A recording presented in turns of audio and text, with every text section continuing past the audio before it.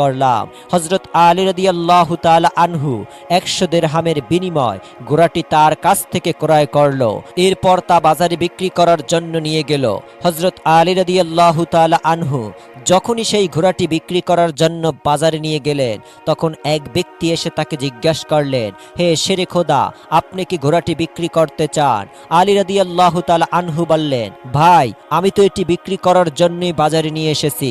সেই ব্যক্তি বললেন, আপনি কত দিরহাম মূল্যের বিনিময় ঘোড়াটিকে বিক্রি করতে চান? আলী রাদিয়াল্লাহু তাআলা আনহু নিজে থেকে কোনো দাম না বলে সেই ব্যক্তিকে বললেন, আপনি কত দিরহামের বিনিময় ঘোড়াটি খরিদ করতে পারবেন? সেই ব্যক্তি বলল, আমি 160 দিরহামের বিনিময় এই ঘোড়াটি আপনার কাছ থেকে ক্রয় করতে চাই। হযরত আলী রাদিয়াল্লাহু তাআলা আনহু চিন্তা করলেন, আমি তো এই ঘোড়াটি 100 দিরহামের বিনিময় ক্রয় করেছি, আর তিনি আমাকে মূল্য পরিশোধ করতে চাচ্ছেন 160 দিরহাম, অতএব এতে আমার 60 দিরহাম লাভ হবে। তখন হযরত আলী রাদিয়াল্লাহু তাআলা আনহু বললেন, ভাই, আমি আপনার কাছে 160 দিরহামের বিনিময় এই ঘোড়াটি বিক্রি করে দিলাম। সেই ব্যক্তি হযরত আলী রাদিয়াল্লাহু তাআলা আনহু এর কাছে 160 দিরহাম দিয়ে সেই ঘোড়াটি খরিদ করলেন। হযরত আলী রাদিয়াল্লাহু তাআলা আনহু যার কাছ থেকে ঘোড়াটি ক্রয় করেছিলেন তাকে 100 দিরহাম পরিশোধ করার পরেও তার কাছে রয়ে গেল 60 দিরহাম। তিনি 6 দিরহাম আল্লাহর রাস্তায় দান করেছিলেন। আল্লাহ রব্বুল আলামিন তার বিনিময় তাকে 10 গুণ বৃদ্ধি করে 60 দিরহাম ফেরত দিলেন। অতঃপর 60 দিরহামের বিনিময় শেরে খোদা হযরত আলী রাদিয়াল্লাহু তাআলা আনহু বিপুল সংখ্যক খাদ্য ক্রয় করে বাড়ির পথে রওনা করলেন। যখন তিনি বিপুল সংখ্যক খাদ্য নিয়ে বাড়িতে ফিরে আসলেন, হযরত ফাতেমা রাদিয়াল্লাহু তাআলা আনহা তাকে বললেন, হে আলী, আমি তোমাকে যেই কাপড় বিক্রি করতে বলেছিলাম সেই কাপড়ের মূল্য তো এত পরিমাণ খাদ্য ক্রয় করার সম্ভব নয়, তাহলে তুমি এই পরিমাণ খাবার ক্রয় করার জন্য অর্থ কোথায় পেলে? তুমি আগে আমাকে এই কথা বলো, তারপরে তুমি আমার বাড়িতে প্রবেশ করতে পারবে। হযরত আলী রাদিয়াল্লাহু তাআলা আনহু বললেন, ফাতেমা, আগে আমি বাড়িতে প্রবেশ করি, তারপরেই না হয় তোমাকে আমি প্রকৃত ঘটনাটি খুলে বলবো। কিন্তু হযরত ফাতেমা রাদিয়াল্লাহু তাআলা আনহা তাকে বললেন, আগে আপনি প্রকৃত ঘটনাটি খুলে বলুন, তারপরে আপনি বাড়িতে প্রবেশ করতে পারবেন। শেরে খোদা হযরত আলী রাদিয়াল্লাহু তাআলা আনহু বললেন, ফাতেমা, তুমি তো ভালো করেই জানো যে তোমার স্বামী হযরত আলী কোনোদিন অবৈধভাবে অর্থ উপার্জন করবে না। আমি যেই পন্থায় এই অর্থগুলি উপার্জন করেছি তার সম্পূর্ণ বৈধ একটি পন্থা, অতএব এই ব্যাপারে তোমার সন্দেহ করার কোনো কারণ নেই। কিন্তু হযরত ফাতেমা রাদিয়াল্লাহু তাআলা আনহা আলী রাদিয়াল্লাহু তাআলা আনহুর এই কথাগুলি তেমন একটা বুঝতে চাইলেন না। হযরত আলী ও ফাতেমা রাদিয়াল্লাহু তাআলা আনহার মাঝে এই ঘটনা ঘটার কিছুদিন পরে হুজুরে আকরাম সাল্লাল্লাহু আলাইহি ওয়াসাল্লাম ফাতেমা রাদিয়াল্লাহু তাআলা আনহাকে ডেকে তার দরবারে নিলেন। অতঃপর তিনি তাকে বললেন, হে ফাতেমা, তোমার কি মনে আছে আমি কিছুদিন পূর্বে তোমাকে বলেছিলাম একজন কাঠুরিয়ার স্ত্রী তোমার পূর্বে জান্নাতে প্রবেশ করবে? হযরত ফাতেমা রাদিয়াল্লাহু তাআলা আনহা বললেন, আব্বাজান, অবশ্যই আমার মনে আছে, এবং আমি সেই কাঠুরিয়ার স্ত্রীর সাথে সাক্ষাৎ করার জন্য অধীর আগ্রহে বেকুল হয়ে রয়েছি। দয়া করে আপনি আমাকে তার ঠিকানাটি বলুন, যাতে আমি দেখে আসতে পারি সেই কাঠুরিয়ার স্ত্রী কি এমন আমল করে যার কারণে সে আমার পূর্বে জান্নাতে প্রবেশ করবে। তখন আল্লাহর নবী সাল্লাল্লাহু আলাইহি ওয়াসাল্লাম তাকে বললেন, হে ফাতেমা, অমুক এক বিরাম জায়গায় সেই কাঠুরিয়া ও তার স্ত্রী বসবাস করে, তুমি যাও তার সাথে দেখা করে আসো। হুজুরে আকরাম সাল্লাল্লাহু আলাইহি ওয়াসাল্লামের কাছ থেকে ফাতেমা রাদিয়াল্লাহু তাআলা আনহা সেই কাঠুরিয়ার স্ত্রীর ঠিকানা পেয়ে তার সাথে সাক্ষাৎ করার জন্য রওনা করলেন। যখন তিনি কাঠুরিয়ার বাড়িতে এসে পৌঁছালেন, তখন হযরত ফাতেমা রাদিয়াল্লাহু তাআলা আনহা সালাম দিয়ে বললেন, বাড়িতে কি কেউ আছেন? আমি নবীর মেয়ে হযরত ফাতেমা বলছি, আমি কি ভিতরে আসতে পারি? বাড়ির ভেতর থেকে আওয়াজ আসলো, আমি পরম সৌভাগ্যবান যে আমার বাড়িতে নবীর মেয়ে হযরত ফাতেমা আগমন করেছে। হে আল্লাহর নবীর মেয়ে, আপনি বলুন কেন আপনি আমার বাড়িতে আগমন করেছেন? তখন হযরত ফাতেমা রাদিয়াল্লাহু তাআলা আনহা বললেন, আমি আপনার সাথে দেখা করতে চাই, দয়া করে আমাকে ভিতরে আসতে খেতে দিন। তখন কাঠুরিয়ার স্ত্রী বললেন, হে আল্লাহর নবীর মেয়ে, হে জান্নাতের সর্দারিনী, আপনার সাথে দেখা করার একান্ত আগ্রহ ইচ্ছা আমার মনে রয়েছে, কিন্তু তারপরেও আমি আপনাকে ঘরে আসার অনুমতি দিতে পারি না, কেননা এটি আমার স্বামীর ঘর, আর আমি আমার স্বামীকে না বলে কোনো মানুষকে তার ঘরে প্রবেশ করার অনুমতি দিতে পারি না। দয়া করে আপনি আগামীকালকে আসবেন, আমি আমার স্বামীর কাছ থেকে আপনার ব্যাপারে অনুমতি নিয়ে রাখব। যদি আমার স্বামী অনুমতি দান করে তবেই কেবল আপনাকে ঘরে প্রবেশ করার অনুমতি দিতে পারি। কাঠুরিয়ার স্ত্রীর কাছ থেকে এই কথা শ্রবণ করার পরে হযরত ফাতেমা রাদিয়াল্লাহু তাআলা আনহা বাড়িতে ফিরে গেলেন।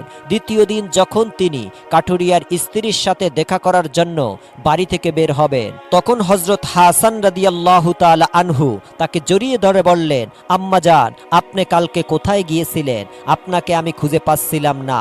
আপনি যেখানে যাচ্ছেন দয়া করে আমাকে আপনার সাথে নিন। হযরত ফাতেমা রাদিয়াল্লাহু তাআলা আনহা তখন তার বড় পুত্র হাসানকেও তার সাথে নিলেন। এরপরে তিনি কাঠুরিয়ার স্ত্রীর বাড়িতে পৌঁছে গেলেন। অতঃপর সালাম দিয়ে বললেন, বাড়িতে কি কেউ আছেন? আমি নবীর মেয়ে ফাতেমা বলছি এবং আমার সাথে আমার বড় পুত্র হাসান রয়েছে। আমি কি বাড়ির ভিতরে আসতে পারি? ভিতর থেকে আওয়াজ দিয়ে কাঠুরিয়ার স্ত্রী বলল, হে নবীর মেয়ে ফাতেমা, আপনার সাথে দেখা করার প্রবল আকাঙ্ক্ষা আমার মনে রয়েছে। গতকালকে আমি আমার স্বামীর কাছ থেকে আপনার ব্যাপারে অনুমতি নিয়েছিলাম, কিন্তু আপনি যে আপনার সাথে আপনার বড় পুত্র হাসানকে নিয়ে এসেছেন তার ব্যাপারে আমার স্বামীর কাছ থেকে আমি অনুমতি গ্রহণ করিনি। এই কারণে আমি আপনাকে ঘরে প্রবেশ করার অনুমতি দিতে পারি, কিন্তু আপনার পুত্র হাসানকে আমি অনুমতি দিতে পারি না। দয়া করে আপনি আগামীকালকে আসবেন। আপনার পুত্র হাসানের ব্যাপারেও আমি আমার স্বামীর কাছ থেকে অনুমতি নিয়ে রাখব। কাঠুরিয়ার স্ত্রীর কাছ থেকে এই কথা শ্রবণ করার পরে হযরত ফাতেমা রাদিয়াল্লাহু তাআলা আনহা ফিরে গেলেন। পরদিন যখন তিনি আবার কাঠুরিয়ার স্ত্রীর সাথে দেখা করার জন্য রওনা করবেন, তখন তার ছোট ছেলে ইমাম হোসাইন রাদিয়াল্লাহু তাআলা আনহু তাকে জড়িয়ে ধরে বললেন, আম্মাজান, আপনি 2 দিন যাবত কোথায় যাচ্ছেন? আমি আপনাকে খুঁজে পাচ্ছি না। আজকে আপনি আমাকে সঙ্গে নিয়ে যান। হযরত ফাতেমা রাদিয়াল্লাহু তাআলা আনহা তখন তার 2 পুত্র হাসান ও হোসাইনকে নিয়ে সেই কাঠুরিয়ার বাড়িতে গেলেন এবং তিনি সালাম দিয়ে বললেন, বাড়িতে কি কেউ আছেন? আমি নবীর মেয়ে ফাতেমা বলছি এবং আমার সাথে আমার 2 পুত্র হাসান ও হোসাইন রয়েছে। বাড়ির ভিতর থেকে কাঠুরিয়ার স্ত্রী আওয়াজ দিয়ে বললেন, হে আল্লাহর নবীর মেয়ে ফাতেমা, আপনার সাথে দেখা করার প্রবল আকাঙ্ক্ষা আমার রয়েছে। গতকালকে আমি আপনার ব্যাপারে এবং আপনার বড় ছেলে হাসানের ব্যাপারে আমার স্বামীর কাছ থেকে অনুমতি নিয়েছি, কিন্তু আপনার ছোট ছেলে হোসাইনের ব্যাপারে আমি অনুমতি গ্রহণ করিনি। দয়া করে আজকেও আপনি ফিরে যান এবং আগামীকালকে আপনি আসবেন। আগামীকালকে আমি আপনাদের 3 জনের ব্যাপারে অনুমতি গ্রহণ করে রাখব।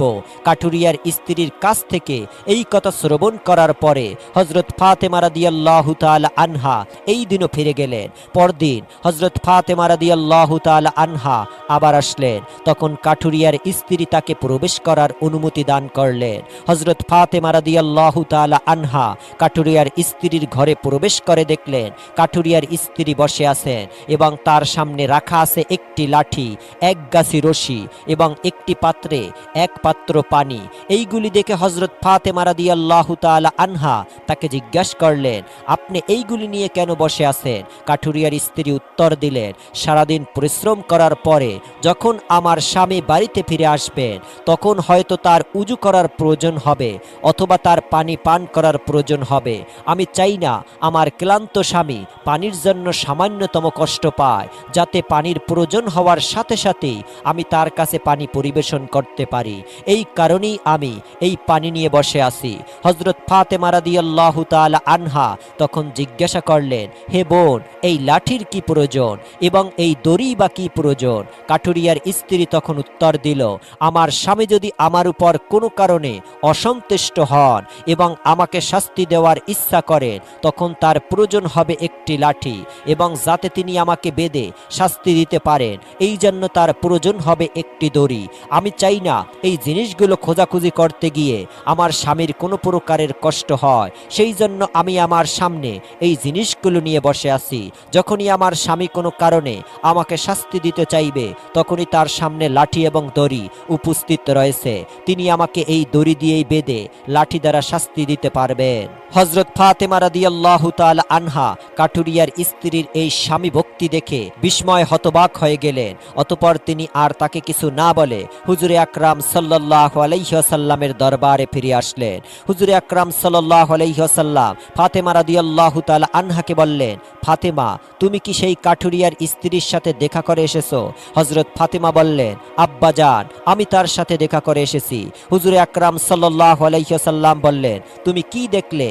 হযরত ফাতেমা রাদিয়াল্লাহু তাআলা আনহা উত্তর দিলেন, সেই মহিলাটি অত্যন্ত স্বামীভক্ত। হুজুরে আকরাম সাল্লাল্লাহু আলাইহি ওয়াসাল্লাম বললেন, ফাতেমা, তার কাছ থেকে তোমার শেখার অনেক কিছু রয়েছে। হযরত ফাতেমা রাদিয়াল্লাহু তাআলা আনহা বলেন, আব্বাজান, আমি তার কাছ থেকে কি কি শিক্ষা গ্রহণ করতে পারি এবং সে কিভাবে আমার পূর্বে জান্নাতে যাবে, এই ব্যাপারটি আমাকে বুঝিয়ে বলুন। হুজুরে আকরাম সাল্লাল্লাহু আলাইহি ওয়াসাল্লাম বললেন, হে ফাতেমা, শোনো, তুমি কিছুদিন আগে তোমার স্বামী আলীকে একটি কাপড় বিক্রয় করার জন্য দিয়েছিলে। হযরত আলী সেই কাপড় বিক্রি করে তোমার জন্য অনেকগুলি খাবার ক্রয় করে নিয়ে এসেছিল, কিন্তু তুমি সন্দেহ করেছিলে যে আলী এইগুলি বৈধ পথে উপার্জন করেছে কিনা। এই জন্য তুমি তোমার স্বামীকে ঘরে প্রবেশ করতে দাওনি এবং তাকে বিভিন্ন প্রশ্ন করার মাধ্যমে কষ্ট দিয়েছিলে। অথচ তুমি জানতে তোমার স্বামী আলী কোনোদিনও অবৈধ পথে উপার্জন করে না। হে ফাতেমা, তুমি যখন আলীকে সেই কাপড় বিক্রি করার জন্য দিয়েছিলে, হযরত আলী তার জন্য কোনো ক্রেতা খুঁজে পাচ্ছিল না, তখন আল্লাহ রব্বুল আলামিন তার ফেরেশতা হযরত মিকাইলকে সেই কাপড়টি ক্রয় করার জন্য পাঠিয়ে দিয়েছিলেন। আল্লাহর ফেরেশতা মিকাইল 6 দিরহামের বিনিময় হযরত আলীর কাছ থেকে সেই কাপড়টি ক্রয় করেছিল। এরপর আল্লাহর আরেকজন ফেরেশতা এসে আলীর কাছ থেকে সেই 6 দিরহাম ভিক্ষা প্রার্থনা করে। আলী সেই 6 দিরহাম আল্লাহর রাস্তায় দান করে দেয়। অতঃপর সে চিন্তিত অবস্থায় বাড়িতে ফিরে আসছিল। এমন সময় হযরত জিবরাইল তার কাছে একটি লাল ঘোড়া 100 দিরহামের বিনিময় বাকিতে বিক্রি করে। হযরত আলী সেই ঘোড়াটিকে নিয়ে বাজারে যায় এবং হযরত ইসরাফিল আলাইহিস সালাম 160 দিরহামের বিনিময় তার কাছ থেকে সেই ঘোড়াটি ক্রয় করে। আল্লাহ রব্বুল আলামিন আলীকে 6 টাকার বিনিময় 10 গুণ বৃদ্ধি করে 60 টাকা প্রদান করেন এবং সেই অর্থগুলি দিয়েই হযরত আলী সেই দিন প্রচুর পরিমাণ খাবার ক্রয় করে তোমার জন্য নিয়ে গিয়েছিল। ফাতেমা, শুনে রাখো, যেই কাপড়টি হযরত আলী বিক্রি করেছিল, আল্লাহ রব্বুল আলামিন সেই কাপড়টি জান্নাতে সংরক্ষণ করে রেখেছেন এবং যেই ঘোড়াটি দিয়ে আলী ব্যবসা করেছিলেন, সেই ঘোড়াটিকে আল্লাহ রব্বুল আলামিন জান্নাতে সংরক্ষণ করে রেখেছেন। কাল কিয়ামতের দিন যখন তুমি জান্নাতে প্রবেশ করবে, তখন তুমি সেই ঘোড়ার উপরে থাকবে এবং সেই কাপড়টি হবে ঘোড়ার লাগাম, আর সেই লাগাম ধরে থাকবে উক্ত কাঠুরিয়ার স্ত্রী। লাগাম ধরে থাকার কারণে সে তোমার আগেই জান্নাতে প্রবেশ করবে এবং তুমি তারপরে জান্নাতে প্রবেশ করবে। কাঠুরিয়ার স্ত্রীর অতুলনীয় স্বামী ভক্তি হলো তার এই মর্যাদা প্রাপ্তির একমাত্র কারণ। প্রিয় দর্শক, এই ছিল হযরত ফাতেমা ও কাঠুরিয়ার স্ত্রীর কাহিনী। আল্লাহ রব্বুল আলামিন আমাদের প্রত্যেকটি মা বোনদেরকে স্বামীর প্রতি ভালো ব্যবহার করার তৌফিক দান করুন, আমিন। আল্লাহ রব্বুল আলামিন এই কাহিনী থেকে আমাদেরকে শিক্ষা লাভ করার তৌফিক দান করুন, আমিন।